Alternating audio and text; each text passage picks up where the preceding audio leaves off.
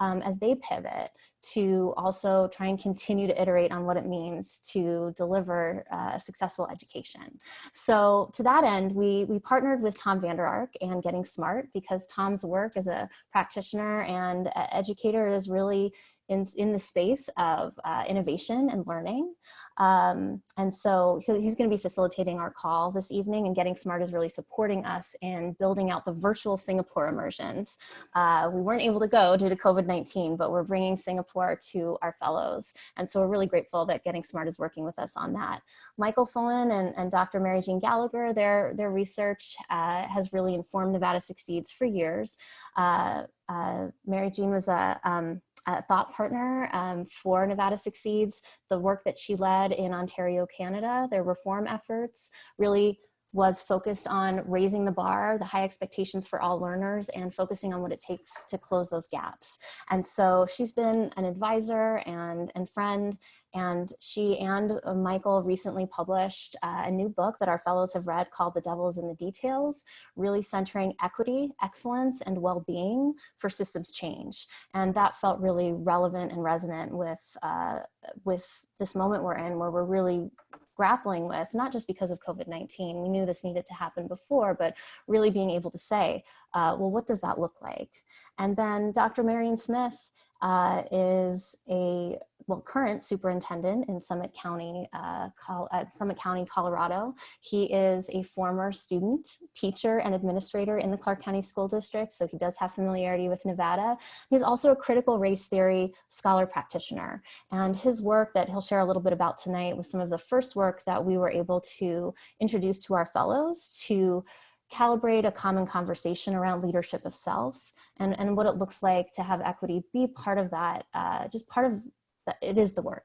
And so we have Tom and Michael and Mary Jean and Dr. Smith with us, and we're so excited, and all of our fellows. So thank you. I just want to take a moment to also just notice that we've had so many people chat in their names, their location, and we're just so happy to have you all with us. So thank you. Tom, I'm going to hand it over to you to talk about the agenda and get us kicked off.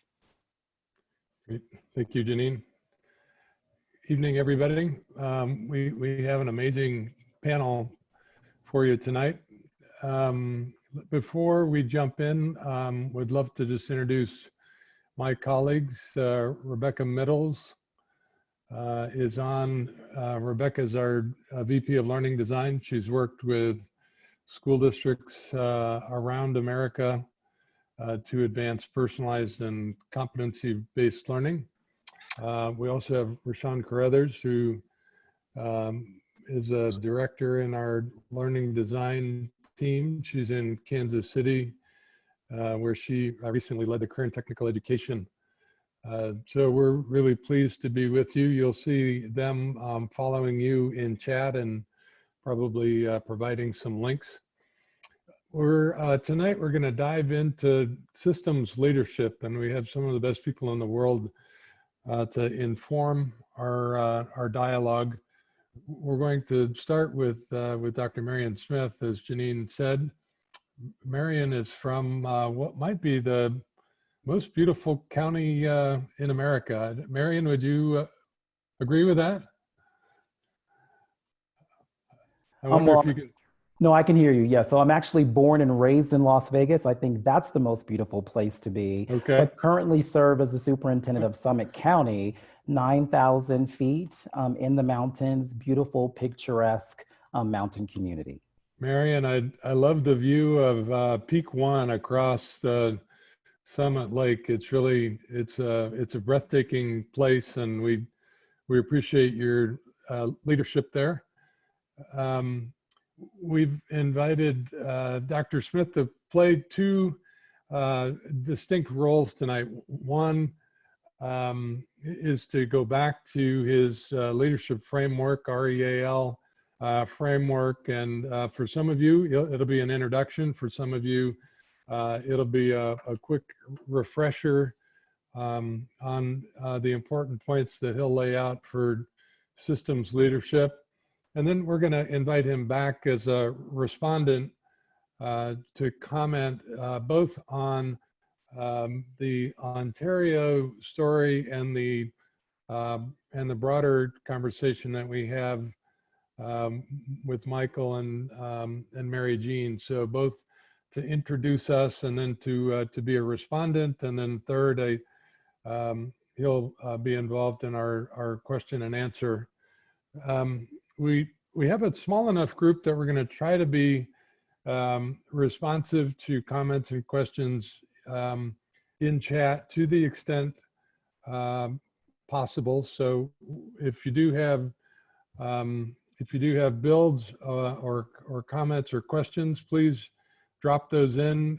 Know that a number of us will be tracking those, and if we can, we'll incorporate them right into the dialogue, and if not, we'll leave about 20 or 25 minutes at the tail end to address those. So I'm going to invite Dr. Smith to kick us off, and I'm going to do that by sharing a couple of slides with you.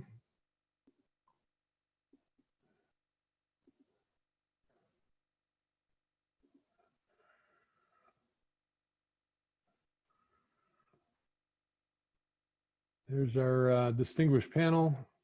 Again, we're going to talk about the REAL framework. Then we'll talk about Ontario. We'll talk about what's happening today, and then a Q&A. But Dr. Smith, take it away. No, I appreciate that. And so thank you all for taking time out of your day to engage in what I do believe will be a transformative conversation. And so before we begin, I want to recognize and acknowledge that here in Summit County, Colorado, where I am, I'm on the land of the Ute Mountain Tribe, and that's one of 3 federally recognized tribes of the Ute Nation. And in my hometown of Las Vegas, where some of you are, and where Nevada Succeeds leads its current work, you all are on the land of the Southern Paiutes and the Hualapai people. I share that with you because I want to offer a First Nations expression, and it goes something like this: those who tell the stories rule the world. Once again, those who tell the stories rule the world. And so with that, I'm asking each of us, what story do we have the responsibility to tell? And what story do we want to tell about school year 2021 and how we're either meeting this moment? My mom says, never let a crisis go to waste. Or are we returning back to business as usual, understanding that we're leaving behind thousands and thousands of our scholars? Slide number 2, please. Concepts such as whiteness as property, the permanence of racism, interest convergence. What I'm going to talk to you a little bit about is not information for information's sake. It's information for transformative action. And so the Racial Equity Adaptive Leadership Framework, also known as the REAL framework for short, was developed by myself in collaboration with one of my colleagues, Dr. Nikam Pan, through our scholar practitioner work, where we were able to examine and live out 2 bodies of work as scholar practitioners. That first body of work was critical race theory, and then eventually critical race theory in education. And then the second is adaptive leadership. More specifically, through our work, we were able to examine and explore and brought together the adaptive leadership work of Heifetz and Linsky that most of us on this call may be familiar with, and the development of critical race theory in education, paying special attention to how researchers use critical race theory and its 5 or 6 tenets in the study of K-12 education to really engage with and work against racism within the educational context. And so what resulted was an understanding of how we were going to engage and articulate how the concept of what they call internalized racial superiority for white people and internalized racial oppression for Black, Indigenous, and people of color must be named, and an intentional process implemented to address the individual, the institutional, and the structural systems of supremacy. And so a little bit about the Racial Equity Adaptive Leadership Framework. It was designed to answer a core guiding question. And that question is, what habits of mind and learning and leadership moves are critical to disrupt and dismantle inequitable policies, practices, procedures, and systems to create the enabling conditions to thrive? So when you pull those two out, it's asking about what are the habits of mind, and then what are some of those leadership moves that we have to make to really disrupt and dismantle inequitable systems. And so the framework itself, and I'll make sure that I include a link in the framework, and I'm not sure if we have others on the call, if they could mute their call for us, please. We appreciate that. And so the framework itself, I'll make sure that I include a link to the actual framework so you see it in its entirety. But the framework is both a simple and complex structure that allows for us to begin to create a transformative, courageous space. Oftentimes in equity-based work, we hear creating a safe space, but the question then becomes safe for whom? And oftentimes it's our white colleagues. And so this framework is really around creating that transformative, courageous space that allows for us to build our capacity, our organization's capacity to be able to do three things: to think differently, to engage differently, and to act differently. And we do that by moving from what we call our ways of knowing, that epistemological stance, like how do we know what we know, to an ontological stance. That is ways of being and the alignment between what we say, what we do, what is evident, and how we live our lives. And we outline 4 evolutionary processes. First process is reflective, second process is relational, third process is restorative, and the fourth process is reimaginative. And we call it evolutionary processes because if you think about those in history that were considered revolutionaries, oftentimes those revolutionaries met an untimely death. They spoke out against systemic oppression. They spoke out against the ills of society. And so we're asking everyone with this framework to have a revolutionary spirit, but an evolutionary mindset and approach to the work. Next slide, please. And so how is this racial equity adaptive leadership framework played out since we introduced it? I do believe it's been about 3.5 years or so since we've really provided professional learning. We've shared with others this research, and we've taken it into the schoolhouses. And I've had an opportunity to lead work at the regional level and now as a superintendent of schools. I offer 2 perspectives around what this has looked like. One is the culture of the Purple Heart, and the second is the pilot's perspective. And so for those of us that may be familiar with the military, you receive a Purple Heart when you are injured in the line of duty. When you're injured, it's in the line of battle.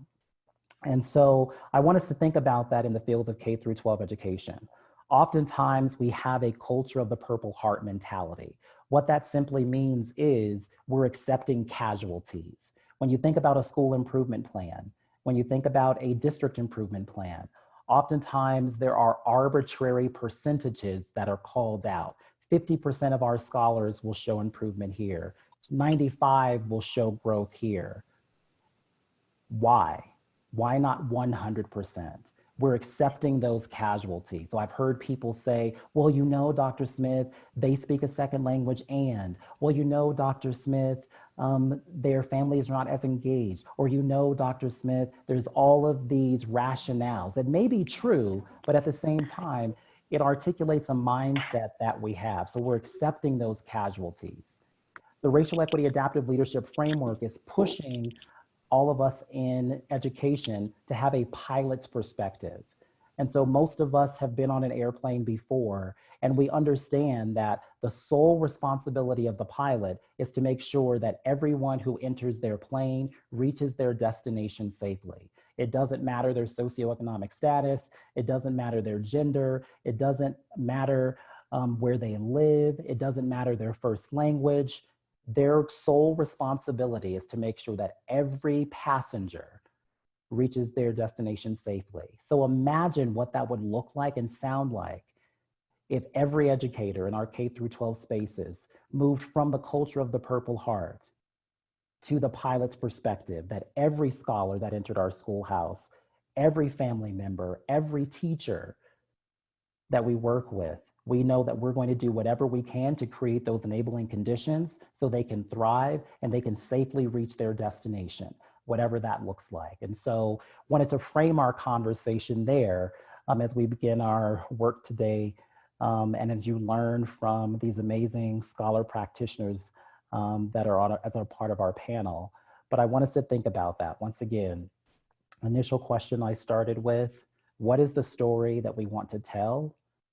And then what is the story that you bear in your heart that you need to tell as we move forward? And so I challenge all of us to have that pilot's perspective as we think about this work moving forward.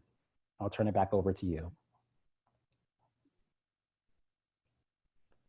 Dr. Smith, that's a thought-provoking opening. I wonder if you could say a few more words about the interesting mixture of revolutionary mindset and evolutionary mindset.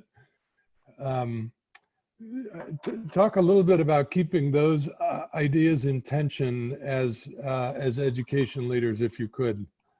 Sure, I appreciate that. And so those are dichotomous perspectives, if you think about them.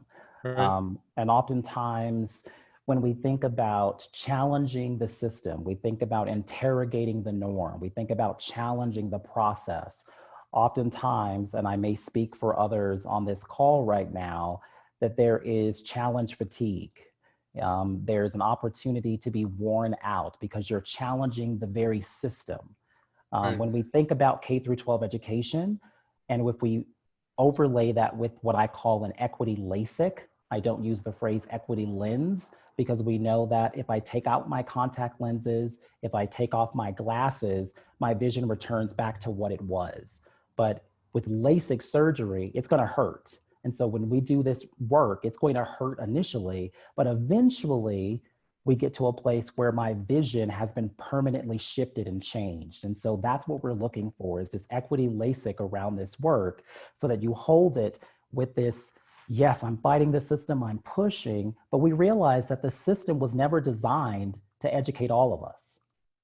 So the system was never designed to educate Black and brown children initially.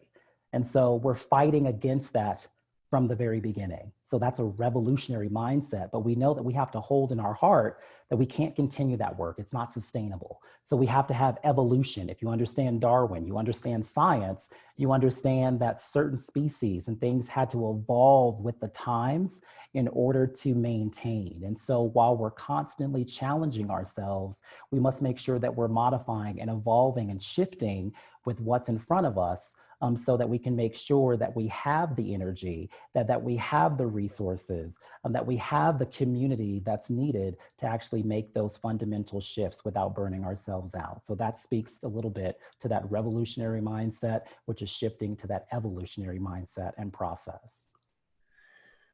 So there's so much about that that I appreciate, Mary, and I think what I want to underscore is that everything about education leadership is a paradox. It's really about holding these two different ideas in mind simultaneously as we hold our community in trust. And so I deeply appreciate the way that you've laid that out for us. I also want to appreciate the all means all metaphor that you've laid out here, to take seriously what a commitment to all students would mean. We could spend an hour on the framework that you laid out.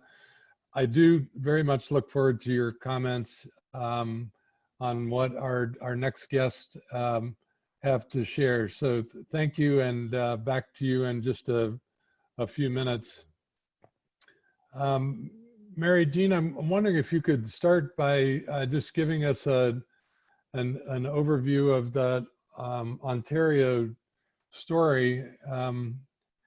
Michael, we're gonna bring you in a bit later, but if you want to just add color commentary right after Mary Jean's just on Ontario, on background and what's happened there, we'll invite both of you to add some color commentary, but Mary Jean, tell us about Ontario and what you found there when you stepped into the leadership role at the province level.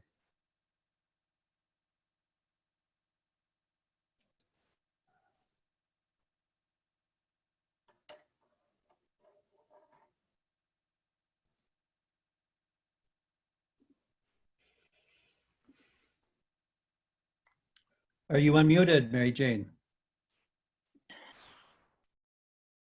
I am now, I think. Can you hear me now? Yes. Yes. Okay, pardon me. What I was saying, Tom, was that Michael and I actually jointly provided leadership to the Ontario piece, he from one level of the role and me from the other. Ontario has always been a relatively strong school system.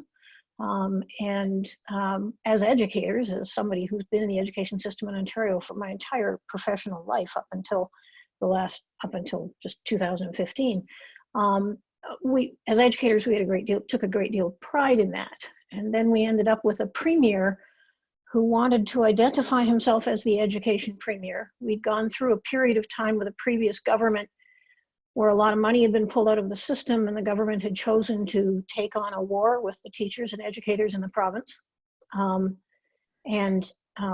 denigrate the profession, etc. So along came this new premier, Dalton McGuinty, who took Michael Fullan's advice throughout and said outright that he believed strongly in educators and he believed the Ontario educators could do better. He was prepared to fund it and to provide a space and a culture in which we could learn together how to do better, but he did expect results. And I'm gonna invite Michael to sort of pick it up there and continue to describe Ontario, and he and I may pass this back and forth a little bit. Please do. Okay, thank you. We're going to talk about two case scenarios, if you like. One in the Ontario case, 2004 to 2015 or so. And I'm going to call that the complexity case. And then when we get to the new landscape, it gets more than complexity. I'm going to call it beyond complexity. But the complexity case that Mary Jean just introduced is fairly straightforward in some ways.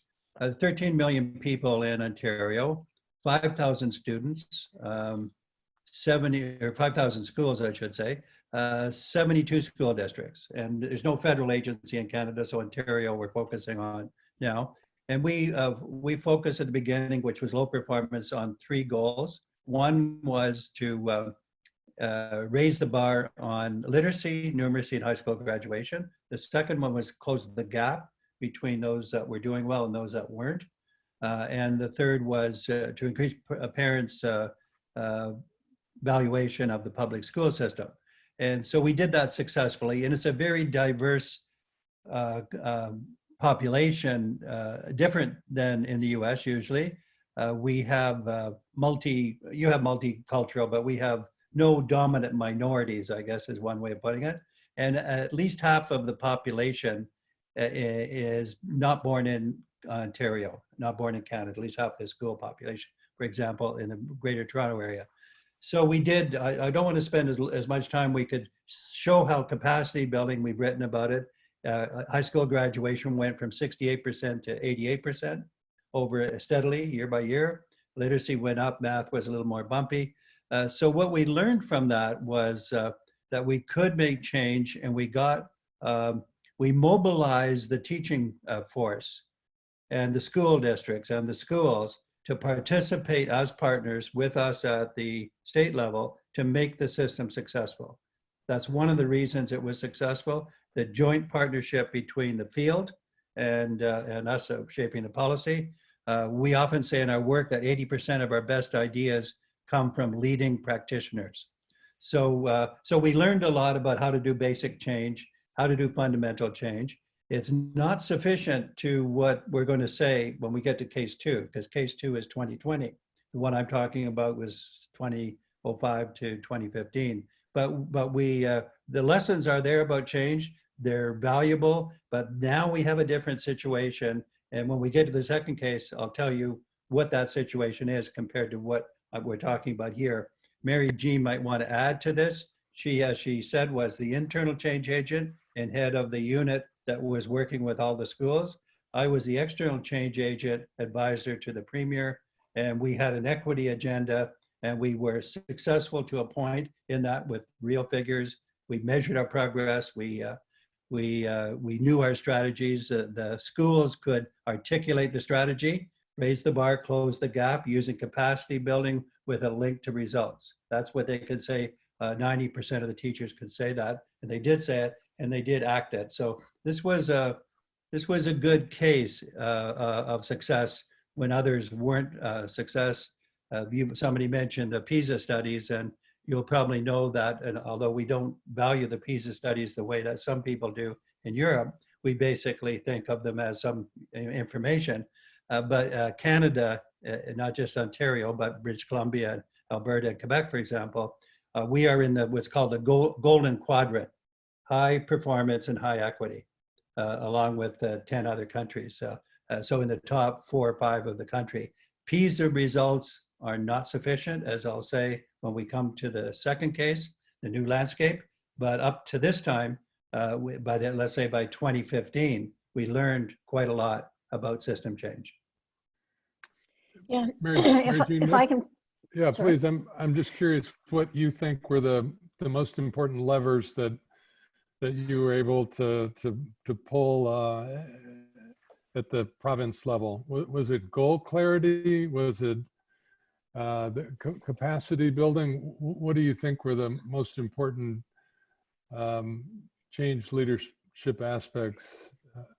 I would say deep collaboration and especially capacity building. We took a position at the provincial, like at the Ministry of Education level. We took the position that if a school or a classroom wasn't improving the way we hoped and thought it should, assume it was because the teacher in charge didn't know how. And we would be right better than 99% of the time. So if something wasn't moving or if a child was stuck, it was because we hadn't found the levers yet. And getting back to the equity issue, the thing that I found fascinating as we went through it, and we worked very closely with the field. I had a dedicated staff of people I had seconded from schools and school districts across the province to work with us. And we supported every one of those 5,000 schools across the province one way or another through their districts. But we supported them not by telling them what to do, but by providing learning opportunities for them, to provide opportunities for them to learn from each other that were structured opportunities. The other thing I'd say is that we became increasingly precise in what we were doing. So we would look at all the research and think we had a solution for improving, say, literacy rates among children in their early years. And then we would go about helping everyone learn what they needed to learn to be able to do that. We realized our teachers needed to become increasingly precise in their formative assessments so that they could modify their instruction and pedagogy in response to it. And as we did that, we kept looking back to say, what's the impact? What was the result of whatever new program we put in place? What was the result? Not just because it made people feel good, but because we were actually looking to say, if our intention was that these children would learn better, did they? And what are we going to do about it? And how are we going to decipher if it didn't work? And if it did work, how are we going to spread it? Could I just add one, Tom, one point around accountability? Mary-Jean has already said it. We had and have low stakes accountability, not high stakes, but low stakes accountability. But we had precise accountability that was, I'm going to call it semi-voluntary.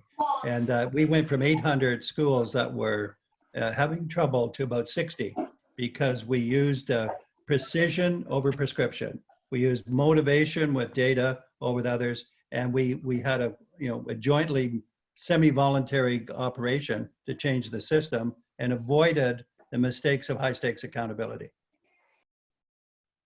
That is exactly the quote that I was going for, Michael. I thought I appreciate that focus on precision of trying to understand the nature of the problem and the elements of the solution, and then sharing it in ways that are not prescriptive. So I think that's an important lesson from the Ontario story.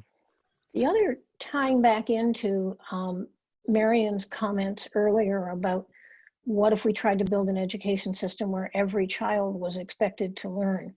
That was one of the pieces that I think was so important for us. We started out not trying to figure out how First Nations children could learn, or how we could increase results with our Black population, or how we could increase results with the Portuguese population or the Roma or whatever it was we were working with.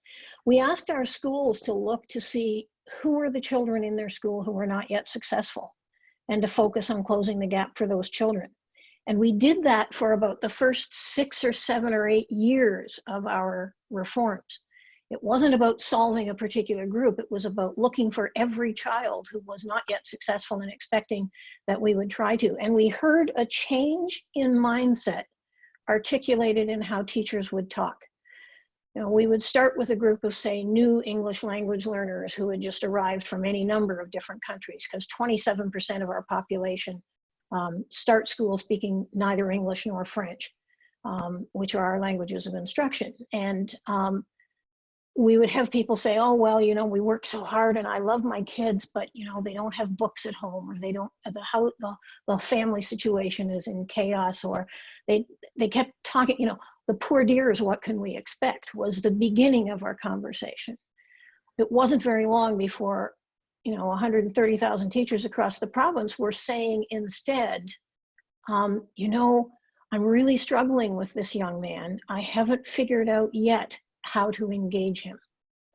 And that ownership of the problem, whether we're blaming the home and making excuses, or whether as educators we're stepping up to the plate and saying, well, I need to keep sorting this one out and puzzling through this because I need to teach every child, I think was one of the major shifts in mindset we observed. Thank you for that. Should we fast forward to Devils in the Details? Yeah, I think so. I think, Dr. Smith can really comment on the combination here. I think it's important. So Right. if you say a couple of words and then we'll take off on this one. Great. Do you want us to just pitch into it? No, dive into this. Tell us about the interesting title. Yeah, I mean, it's an attention getter, but we also think that God is in the details. That in fact, the first expression 200 years or 300 years ago was the God is in the details. But presumably, most of the details didn't turn out to be godlike. They turned out to be devil-like. So it got changed. So we want to rechange it back to the powerful one. And this is where we almost totally shift gears, I want to say. And I'm going to say a couple of things that are really, I guess I'll say shocking, some of them, and some of them aren't, but they're shocking and known, and some are shocking and unknown. So let me be brief on it though. We have in chapter 1 of The Devil in the Details, we have a chapter and verse in that chapter about how the world is going to hell in a handbasket. The galloping inequity outside education as well as inside education, but in the world, that the climatological change, the conflict, the reduction of social cohesion, all of that is problematic. It's not only the fault of the school, it's society. So we said, while we had capacity building, and we use what I would call complexity theory because we were fairly sophisticated about it, right now we have to go beyond complexity. And so I'd urge people to read chapter 1 and get discouraged about what we're facing, because that's what it is. So that's one level. And then the second thing to say is that when you then look at the solutions, I say right these days that the goal is not to just survive COVID-19. It's to improve the system that was there in December 2019, pre-COVID. The pre-COVID system wasn't working whatsoever on equity and whole kinds of things. So this is taking somebody, it was, I think Marion Smith had mentioned about the take advantage of a crisis. This is it. Is there a silver lining? Because this isn't getting back pre-COVID. This is changing, using COVID to change to the future. And there's a whole bunch of things. Again, we follow our regular analysis built on practitioners. We have evolution, again, Marian Smith mentioned it, built into our analysis. But the thing I want to say, and the only one thing, and Mary Jean will just top it up a bit, is that the evidence, whether you go to Australia, US, England, is that about 80%, very close to 80% of students who, by the time they get to grade 11 and 12, they can't figure out what their purpose in life and how education has helped them. They really don't know how education has helped them. We have a lot of data on that. And so I want to say that the shocking thing I want to say is that the emphasis on academics does not, the extreme emphasis on academics, which is a PISA-like phenomenon, does not at all tap into the intrinsic motivation of what students want to do. Does not at all at the beginning. And what we are doing now with the well-being, I'm going to call it the humanity cluster, the cluster of purpose, meaning, belongingness, connection, contribution to the world, those are the primary intrinsic motivators, with academics then following into that development, but not preceding it. And this is, in other words, the whole system is cockeyed. It's not possible for many students, and this actually is for almost all students, not just those with in positions of inequity. It's especially bad though for inequity. And the good news, we think, is that our new deep learning framework, and we don't have time to lay it out here, is good for all students, but it's especially good for students that are disconnected from regular schooling. Regular schooling is a disconnected phenomenon, and that we have to move to the potential intrinsic motivation of students. This is beyond complexity because it's not a matter of putting the pieces in. It's a matter of joint determination with communities, with students. We're seeing great results with students as change makers in those situations. But it's at the very beginning stage, and I have to say that COVID is punctuating this and emphasizing it. But right now, I guess I'd have to say I'm pessimistic because it is such a big hole that we've become into, not because of COVID. It was there already, but COVID has pulled back the curtain and shown us what it is. The work that we have to do now is phenomenally complex. And that's why Marian Smith got to it. Evolution, revolution, power, knowledge. This is a big thing. I call the next 5 years, well, really, I said at the beginning, well, in some of the work I said, this is the battle of the century. And then I said, well, wait a minute, there's more priority to that. It's a battle of the generation. And I said, well, it's even more than that, it's battle of the decade. And I want to say it's a battle of the next 3 years. This is crisis time for education. Obviously it is for society, but education better shift to being an agent of well-being in society, not just a reflection of what the society is giving it to work with. Sorry for the big rant, but it's really that serious. I loved everything about it. Mary Jean, what else would you like to summarize about this this great new book? Well, one of the wonderful things about Michael and I when we get together is that he is such an amazing thinker about the big issues and processes in education. Where I fit in all of this is, I think my specialization is actually in large-scale implementation. And I actually am considerably more optimistic about all of this than Michael. I believe deeply in what teachers and educational leaders can accomplish. I believe deeply, and I have seen many examples of it and learned from them as they're doing that, that when our educators decide that they're going to improve something dramatically for the sake of the students in our schools, they are capable of working together in amazing ways and actually moving the bar forward. It doesn't feel like it's moving very fast, and I worry, like Michael, whether we're going to be able to do that quickly enough. But the good news in all of this is we may want to shift our set of goals and shift our pedagogy and shift how we work with kids and engage them into all of the work of the deep learning piece. But the structures that we have been learning about in terms of how to implement system-wide change in education are actually the same structures that will get us to the solution. And so the latter part of the Devil book talks about the three levels of any education system, the government or state level, the sort of group in the middle, the district leadership, and then the principals and teachers in schools. And we recognize that each of those layers has a certain degree of autonomy in how they work within their area. But what we've learned about how to actually make a real difference with impact for young people in our schools is that if you can get those groups to work together strongly across that layer, and also work in a way of connected autonomy, where they're not telling each other what to do, but they are nudging each other forward and supporting each other in the work, we can actually move quickly in education systems. And so that, I think, is the challenge in front of all of us. So I appreciate that. We had a question in the chat from Jordana about shifting the whole system to a growth mindset.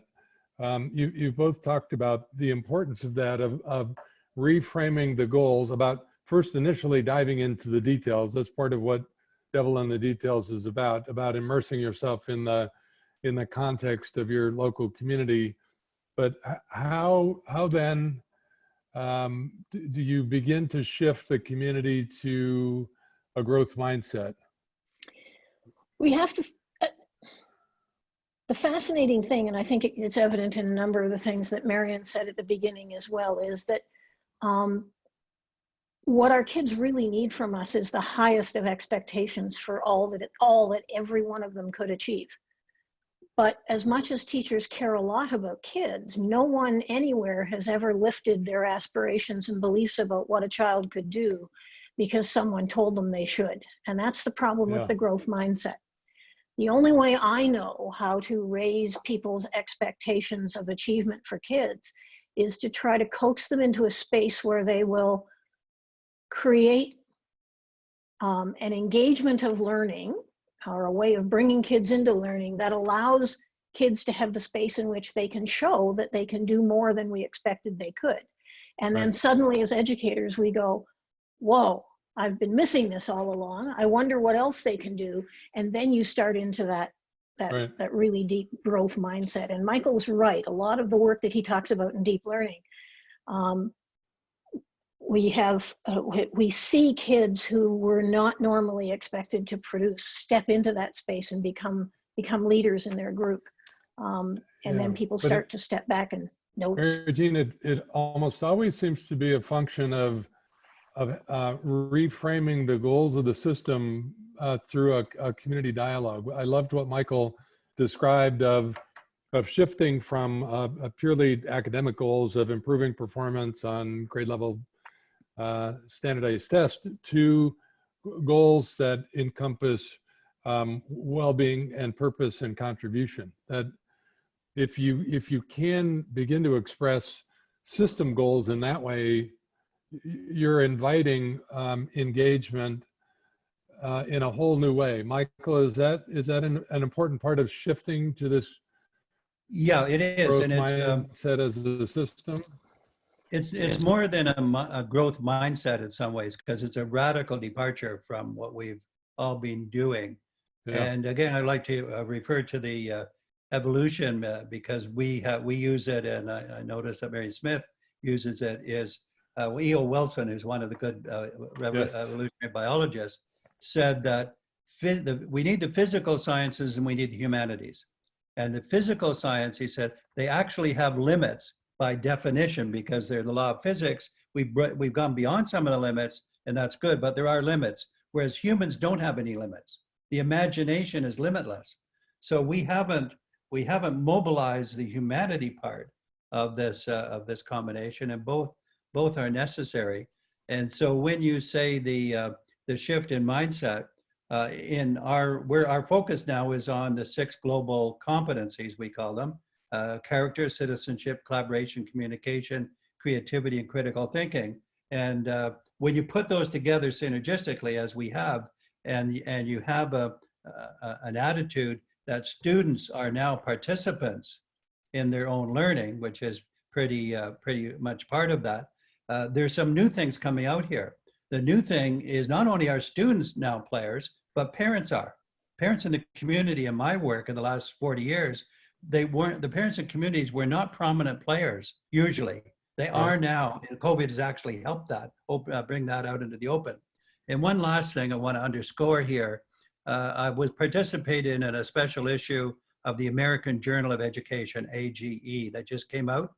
And Jill Mehta and Amanda Datnow, who were the co-editors, what they did was they called for papers of research that were on schools that were changing radically. That was the call for papers. And they used the language, it's actually coming back into place now, where the language was the grammar of schooling. And the grammar of schooling, Tayak and Cuban, and some of those people, they've written before, basically they said for the last 120 years or so, the grammar of schooling, the way we organize schooling, the batching of others and that, the role of students and the role of knowledge has been the same for 125 years. We've got to change that. So here we come with this special issue. They invited papers. They decided to publish 5 of them, research papers, and they invited Larry Cuban and me to comment on them.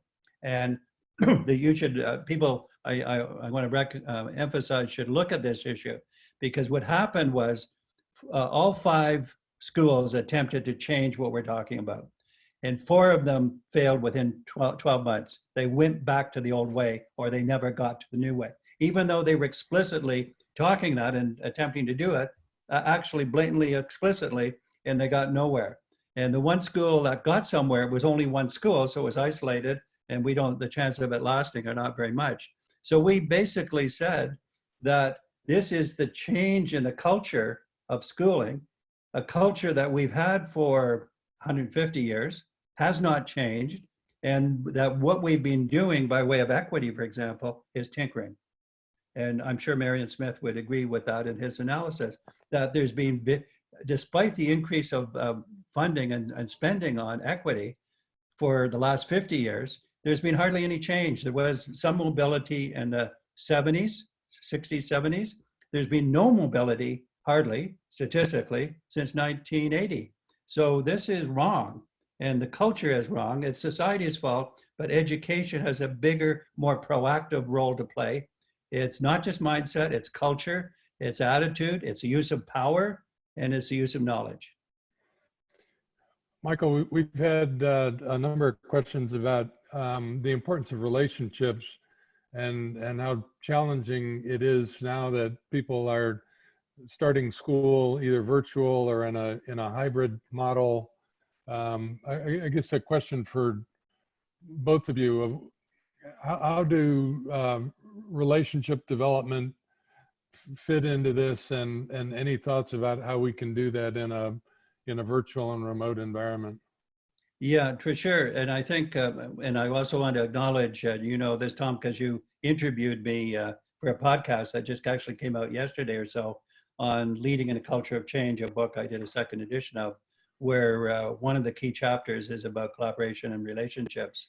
Just highlighted it on the screen, just a couple of your books, Michael. Yeah, I can see it too. I don't get confused by the array, but the top left-hand one is the one I'm talking about. And in it, and this is about, I want to call it the science of collaboration, because the concept collaboration, we've studied it and helped develop it for 40 or so years. You can collaborate to do nothing. You can collaborate to do the wrong thing. Collaboration is not the issue. I'll come to your actual question, but there's a certain kind that people like Andy Hargraves and myself and others have individually and systematically developed that I would call the science of collaboration. It's using neuroscience and relationships and depth and all of that to give really a quality collaboration. We know what it looks like. We know that how to develop it. It's hard to develop because it requires new leadership that's willing to give up power and jointly develop. Having said all that, I want to go back to your question. We did a report, our deep learning team, for Microsoft. They didn't participate in the content of it. We published it in May. It's called Education Reimagined, and it's about 32 pages, and it analyzes the current crisis in terms of 3 phases: the disruption itself, and then the transition, and then the potential reimagining. We are now, all of us, steeped in the incredible complexity of the transition. which we thought was going to happen in September, October, is now, we'll be lucky if it happens January, February. We better not go back to the old ways. So when we get to the move from transition to reimagining, we are talking about trying to get a stranglehold, sorry for the language, a stranglehold on the dysfunction of the current system and the current culture to change it for the breakthroughs that Marion Smith talked about, that we talk about. This is radical breakthrough time. And I think I just did a seminar last night with a couple of people where we said there are silver linings. We named 6 of them. I won't go into the content. Silver linings in the current COVID that we could leverage once we get beyond the crisis of just coping to get back, which is the crisis all this fall. We could really do something significant in January onward by moving into these, what we called levers. The levers are about moral purpose, they're about urgency, their participation of students, the mobilization of the community, the use of this change strategies that Ron Heifetz used, that Marian referred to. This is all has to be full bore against the current system and into the new one. And the gap in COVID gives us an opportunity to really do that. It could go either way, so it requires great force. Dr. Rutledge had a great summary in comments where she talked about shifting from using social emotional learning as an intervention to a whole child approach. So I appreciate that. It feels like one of the opportunities that we have. Yep. Michael, I wanted to share a couple of the other slides that you had here before we invite Marion back into comment, but could you say a couple words about the next few slides, just in summary? Yeah, let's take them one by one. I've already said this in slightly different language. If we go back to December 2019 and back 10 years from there, the education system was increasingly stalled. I said that. There's no question about it. Really was stalled. It wasn't serving much. And then this means that because it was stalled, there were a lot of frustrated people, which I call pent-up ideas. And those pent-up ideas now with COVID have a chance to wriggle out because there's a looseness about it. And I started in this by saying the pent-up ideas are positive because people have been frustrated, now they can innovate. But now I'm saying the pent-up ideas are also could be negative. For example, it depends what you think of as negative, but the reduction of the support for public school systems, the increase of privatization, we think is negative. The increased inappropriate use of technology, which is technology to solve too many problems instead of in the service of learning, which we have in our model. We have technology playing a major role. So the forces of good and the forces of bad are now looking to take advantage of COVID. So who's going to win? That's the battle of the decade. And this was a 2011 thing. We've somewhat shifted this now. The policy drivers, we said, high stakes testing backfires. Individualism is not strong enough. We need collaboration. We've already said that. Technology by itself is superficial, but now we're seeing actually technology can be powerful as long as it's in the service of pedagogy. And then we have this odd phrase called systemness, which is it's not a real word in English, I don't think, but it is a real concept. It means that you're trying to do something effective. And this is a summary slide that says the reason the current system doesn't work is the failure to connect students with purpose. All the things I said a few minutes ago, that's what this slide says. It's missing students, it's missing where students' hearts are, where their frustrations are, where their failures are. It's got to get at those in a very different way. We are now mapping it out, partly in the devil and partly in our deep learning work.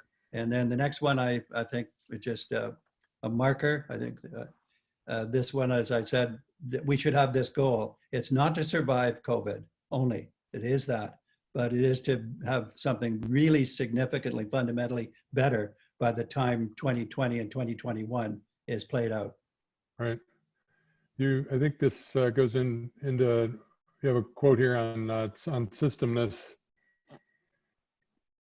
Yeah, Mary Jean has said this a few minutes ago. She said, Each of the 3 levels are semi-autonomous. Right. They won't do what they're told. You can't push them around, local, middle, and up. But if in our book talks about the importance of, this is where empathy and social emotional, the more empathy you have within your level, the more you can do there. And then there's got to be cross level empathy, is, I don't know what to put it, but we do think the flow of this is from top to bottom liberation, and from bottom to top exploitation. Yeah, that's hard to explain in 1 minute, so I won't try to do it, but it's in our book. And if I can step in with one last comment as well here, Tom. The focus when we talked about it in The Devil, in terms of where the education system needs to go in terms of its goals, is a combination of equity, excellence, and well-being. And one of the really sad pieces about our past in education is that we tended to see equity as something in which we needed to intervene to fix certain kids, or to do something different with some kids because Right. they weren't somehow as good as others. When we think about the early work that people have been doing in some well-being areas in schools, again, it's an intervention model. It's a reaction to when well-being is absent.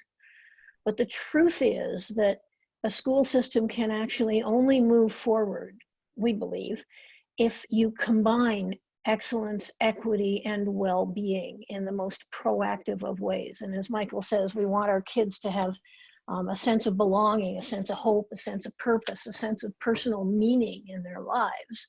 And that is, in fact, the more proactive building of well-being. But if we are trying to do that with our kids, then we can't leave certain kids behind in this. We have to be able to do this for all of our children.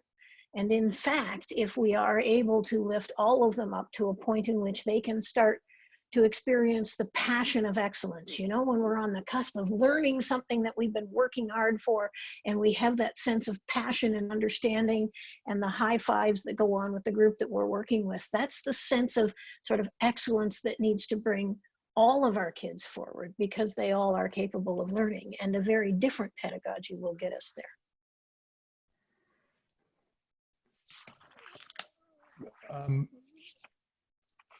I'm going to, before I invite Dr. Smith to make a couple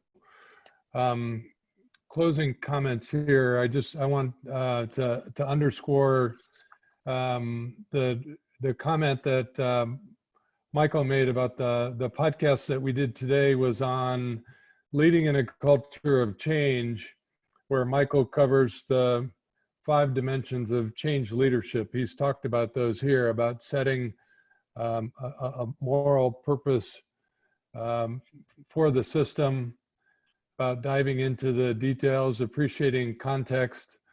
So it's a terrific update of a 20-year-old classic. So I'd really recommend that one, and Rebecca will share that with you.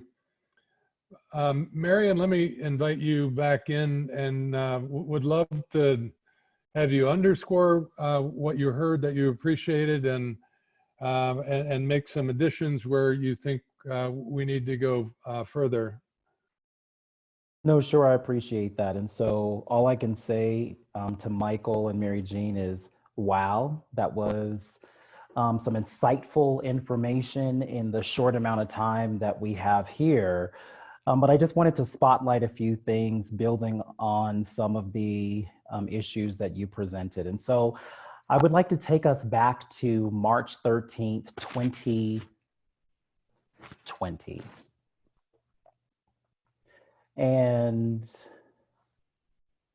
Or was it? Yeah, it was that time. And so March 13th, I remember where I was when there was the overarching conversation that schools are physically closing for in-person instruction for the remainder of the school year. So at that time, I lived in Seattle, Washington, and worked for a school district in the Puget Sound region.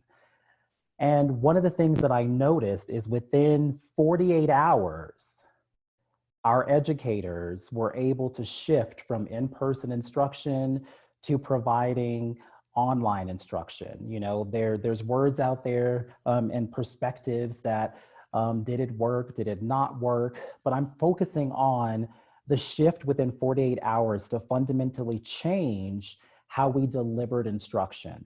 And so that takes me to the concept of it only took a global health pandemic to get us to shut down our schools.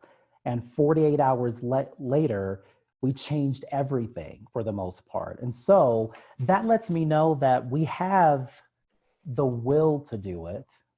So what has prevented us from shifting and having these larger conversations to fundamentally rethink education as we know it? I don't have the answer to that, but I just pose that to the group because we saw it happen.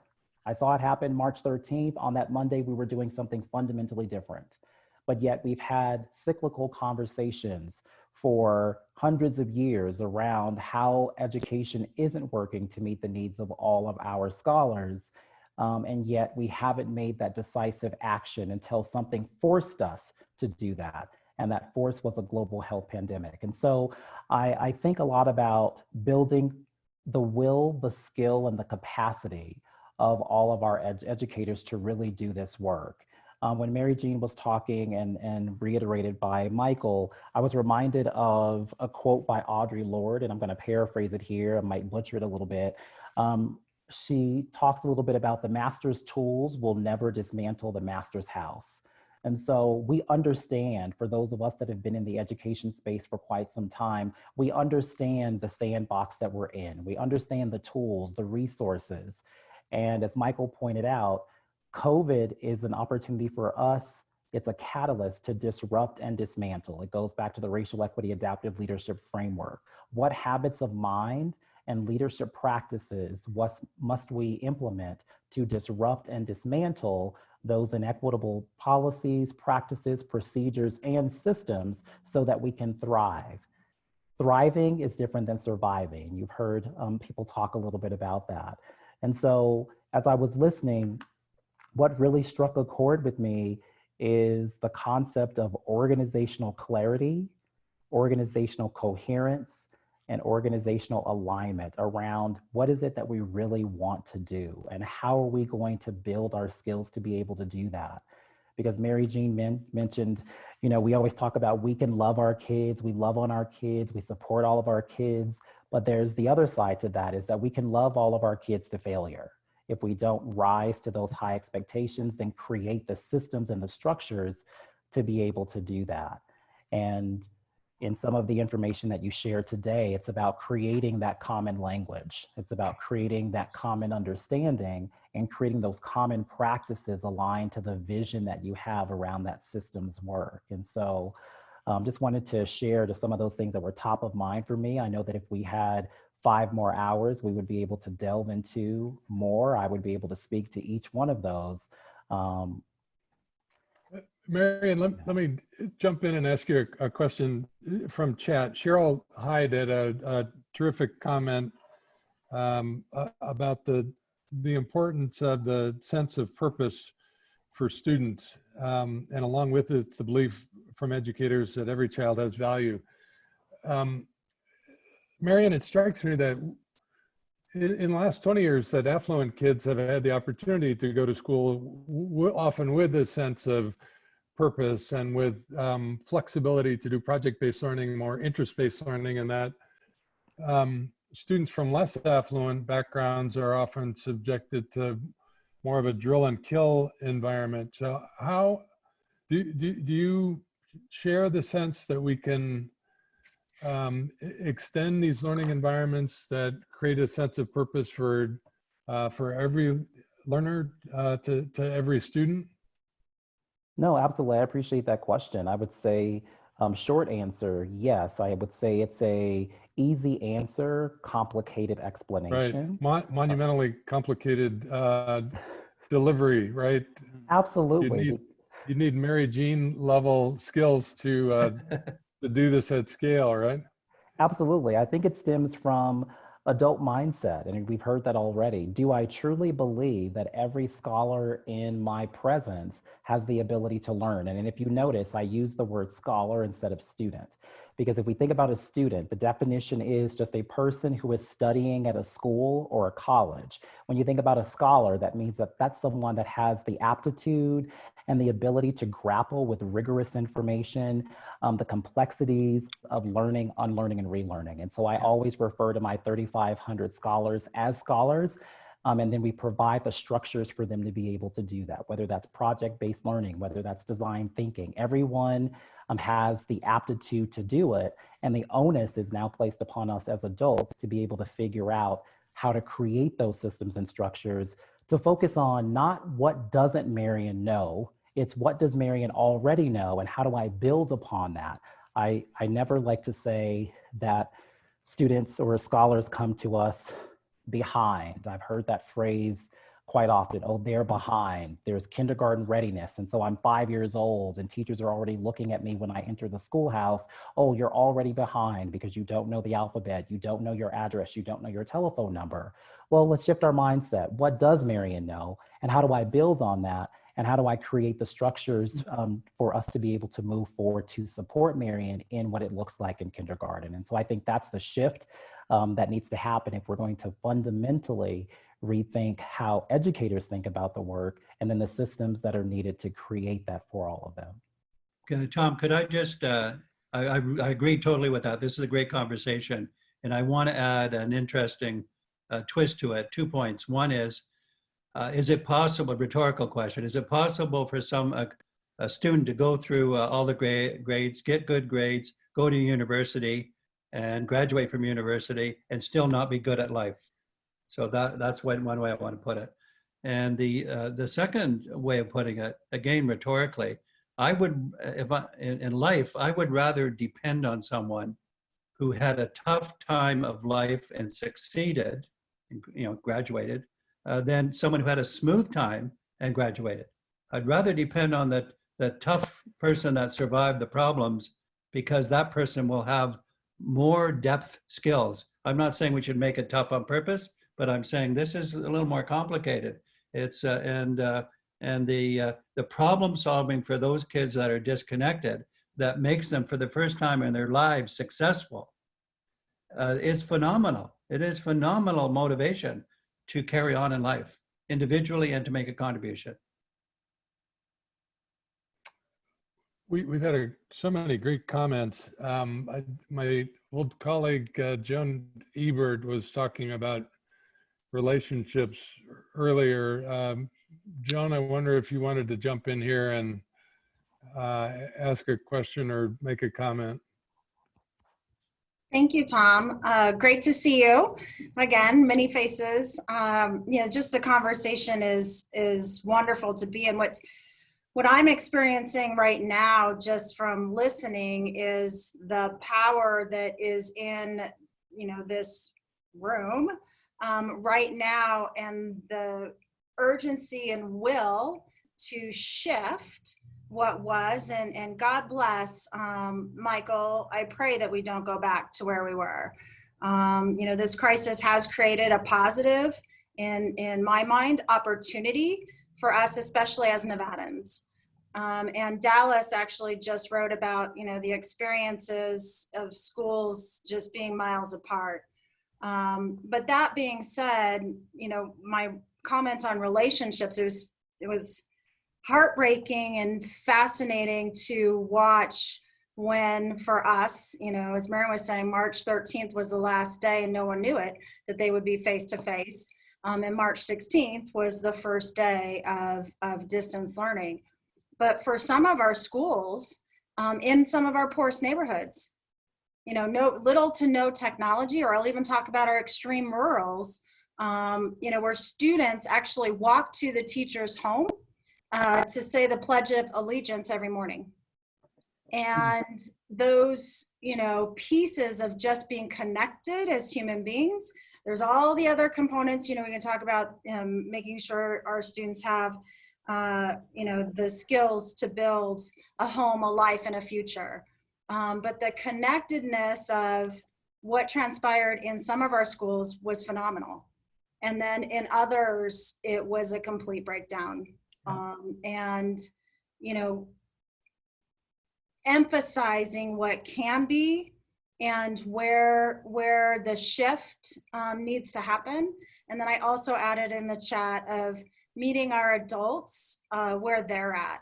This is again, in our state, we have several people on this great screen right now that have had the opportunity to provide learning at a distance or in rural settings or in urban settings, and have met the students where they're at. But we have thousands of educators right now that we need to make sure we lead with grace and urgency at the same time. So thank you, Tom. I want to pose a difficult, one of these difficult paradoxical questions to each of our three panelists, and then invite them to make some closing comments.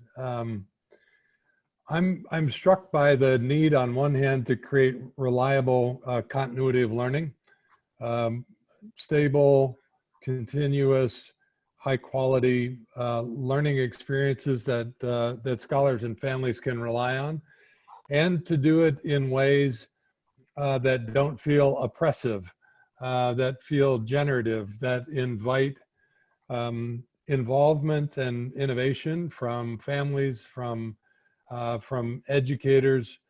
So I wondered, maybe we can start with Mary Jean. Do you have thoughts on this? Feels like a real implementation challenge of how can we quickly move to a system that's that is both reliable, but one that doesn't feel oppressive. Any thoughts on that challenge?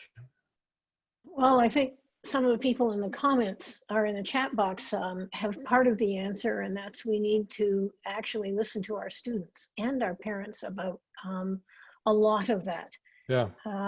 The other thing I would say is that I think it's really important that we work on ways in which we can integrate subject matter and areas of learning, so that we don't expect our kids to walk this sort of narrow pathway of having to stay in the lane, because everything that's fascinating out there actually is complex and involves a lot of different things. So I think the parallel that we talk about in the book in terms of the kind of learning that I think needs to happen is that, yeah, there are some basic things that our kids need to learn. They need to learn to read well. They need to learn the tools of mathematics, etc. But we don't get there by the drill and fill. You know, when we think about kids who want to play basketball, yeah, there are a certain number of drills that they have to learn in order to be able to put the ball in the basket. But if all they ever did was that, they'd be bored to death. They need to have the experience of playing in the game and seeing themselves in their mind's eye as, you know, the new star, etc.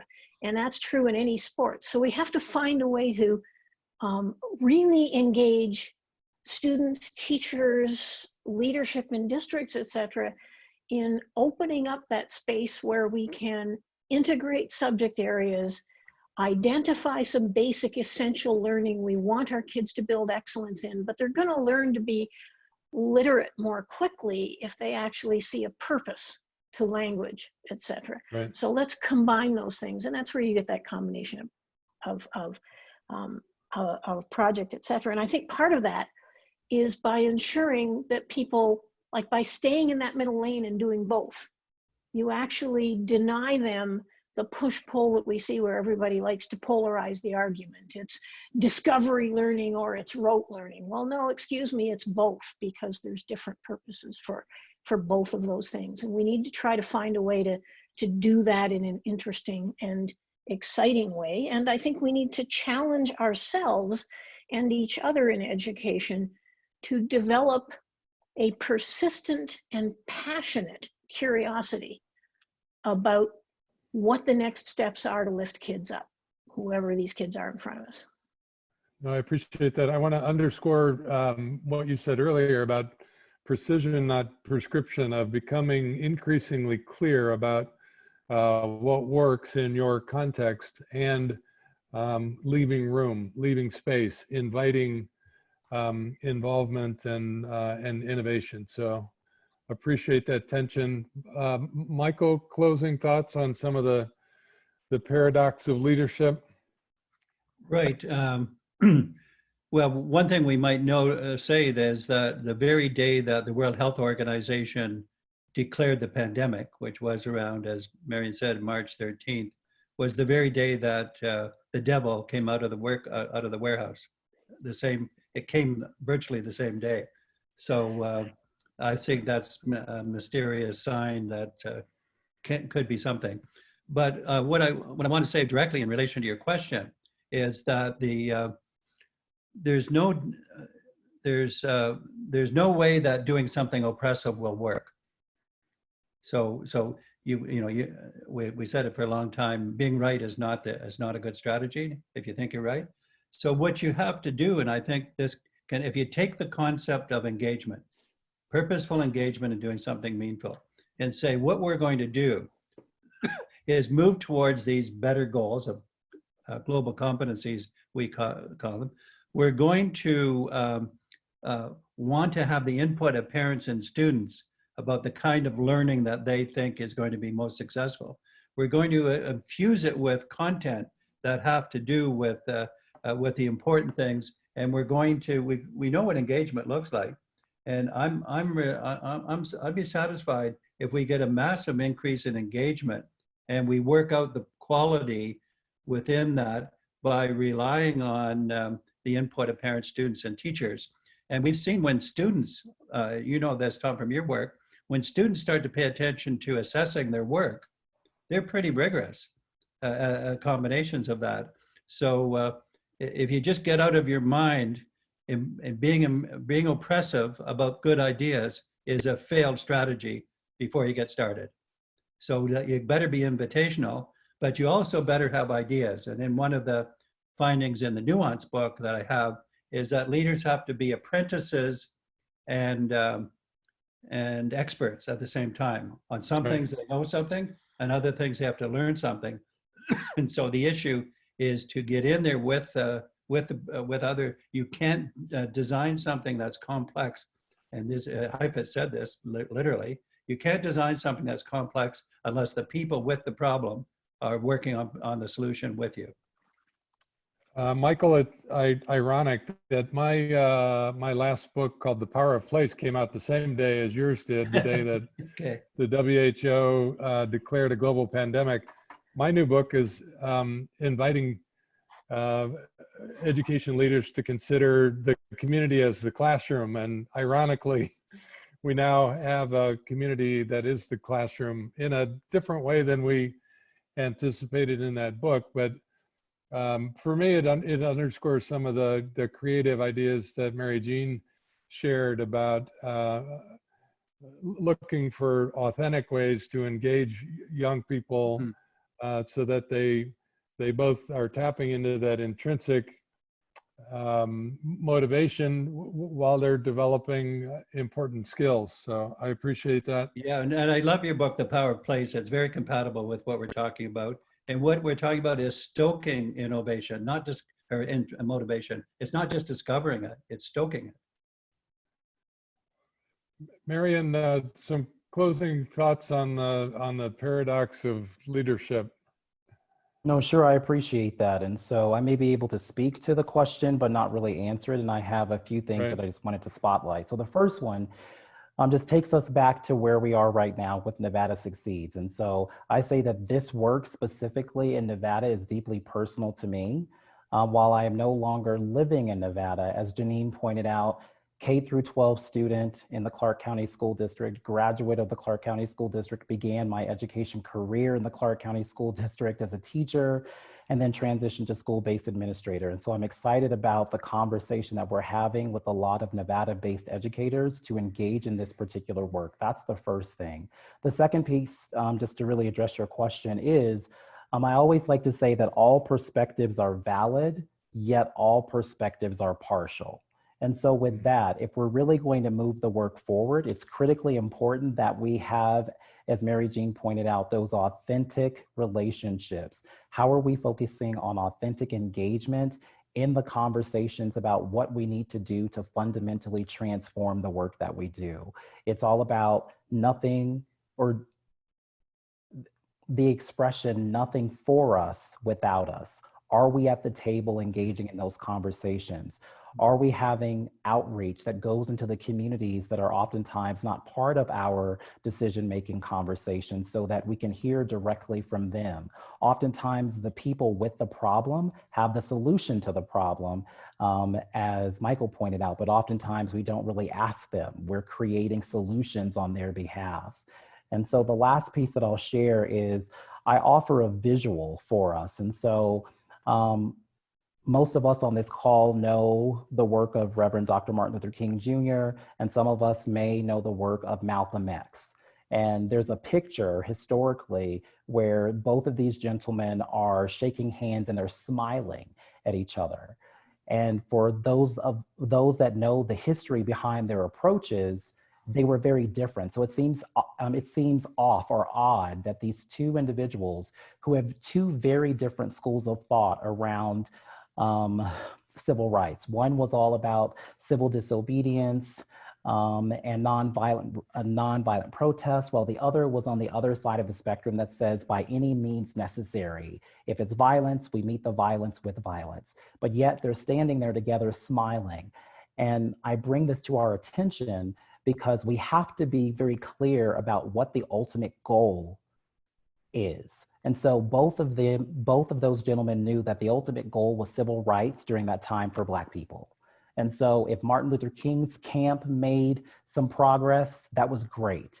If Malcolm X's camp made some progress, that was great, because the ultimate goal was around civil rights for Black Americans during that time. So as educators, we have to be mindful of what is the ultimate goal? What is the purpose that we want our educational spaces to aspire to? And if we have that, we know that it's not about agreement at the end of the day. It's about clarity. We're clear on the goal, and it doesn't mean that it has to be uniform.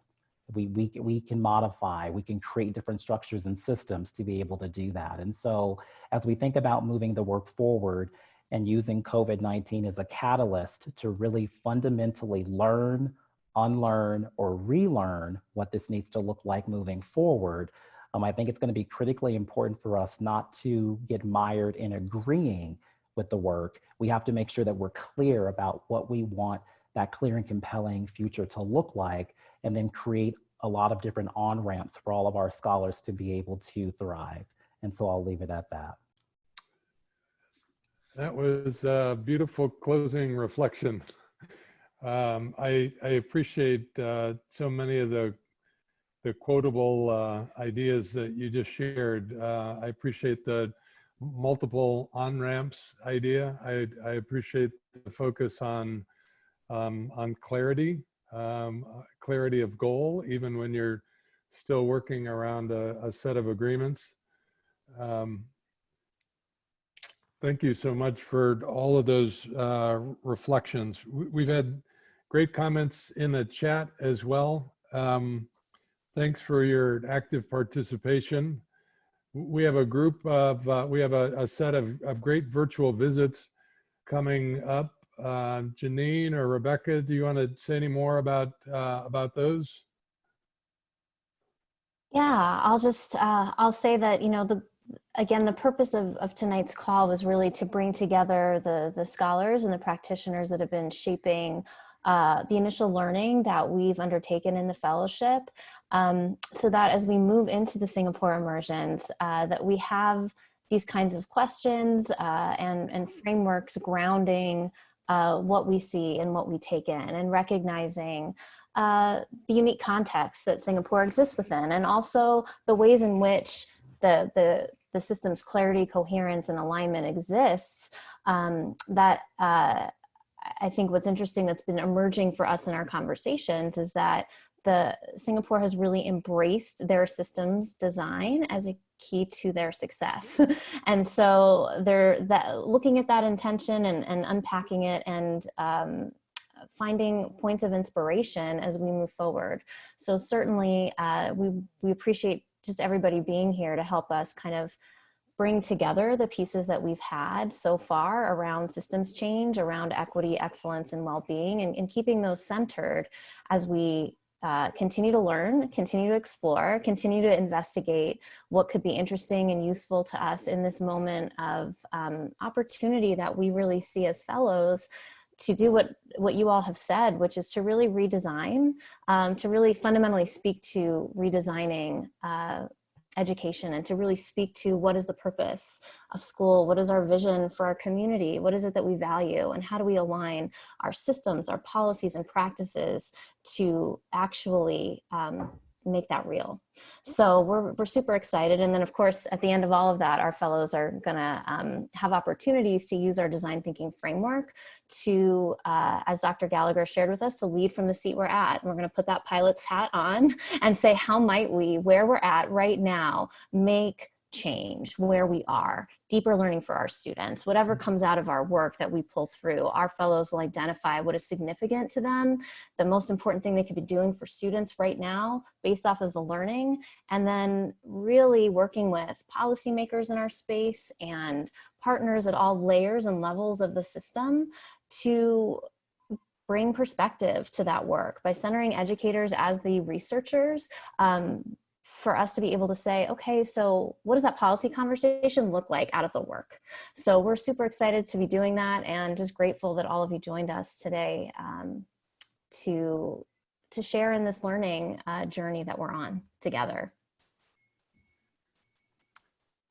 Thanks, Janine. Thanks for bringing together such a terrific panel. I just want to say a word of thanks to Mary Jean, Michael, and Marianne. Thanks for sharing your time and your wisdom with us tonight. Thanks.